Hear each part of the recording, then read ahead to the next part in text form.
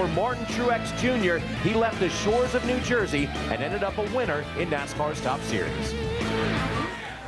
Martin Truex Jr. is going to win his first Nextel Cup race. Thank you, guys. Thank you so much. Holy mackerel. Wow. How fitting. Holy mackerel. My family's in the seafood business. They've worked and owned boats since they were 16 years old, my dad and my uncles, and they started the business with one boat, and now they're the biggest producer of clam products in the world. They have boats and plants and, docks all up and down the East Coast. Right behind us is Trump Marina. There's the Borgata Casino right over there. So we're like right downtown Atlantic City.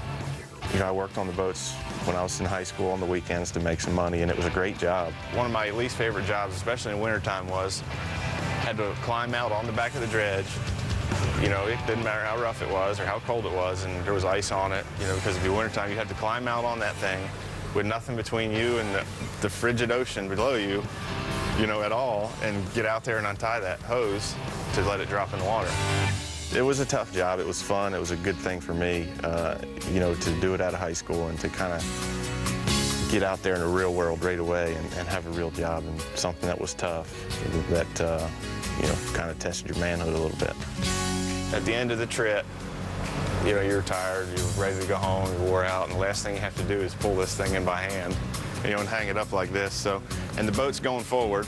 You can imagine how much drag there is in the water with this thing pulling against you. So, it was a heck of a project to get that thing in, but we did it many days. And, every time my car is a handful to drive, I think about pulling that tow rope, and I just able to go right through it. Already snappy loose compared to everybody ahead of me. All right, open up a little ground on him now. Clear by 2. Keep digging hard, man. As I got out of high school and started doing it full time, I'm like, all right, now I need to find something I'm good at, because I'm not going to make it as a professional clammer. Well, he started racing when he was 11 in go-karts and then modifieds and things like that, but he pretty much knew what he wanted to do. He wanted to be a race car driver. Worked at the shop when I wasn't on the boat. Yeah. Went racing on Saturday night, and Sunday we clamming. Clamming and racing. Paying for them tires. I did this full time for almost 2 years, I guess. And when I started running Busch North, I, started working in the shop full time, and just because I really needed to do it, and I went from making a couple grand a week to about $400 a week. But I did what I wanted to do. I would have liked for him to stay in the business with us, but he chose a different avenue, and it's worked out for him. There's our 2004 NASCAR Busch Series champion, Martin Truex Jr. Martin Truex Jr. goes back-to-back in the championship race. I'm much happier today. Yeah, the last year and a half's been really good. Really good for me, not only as a driver, but as a person, and it's been a lot of fun.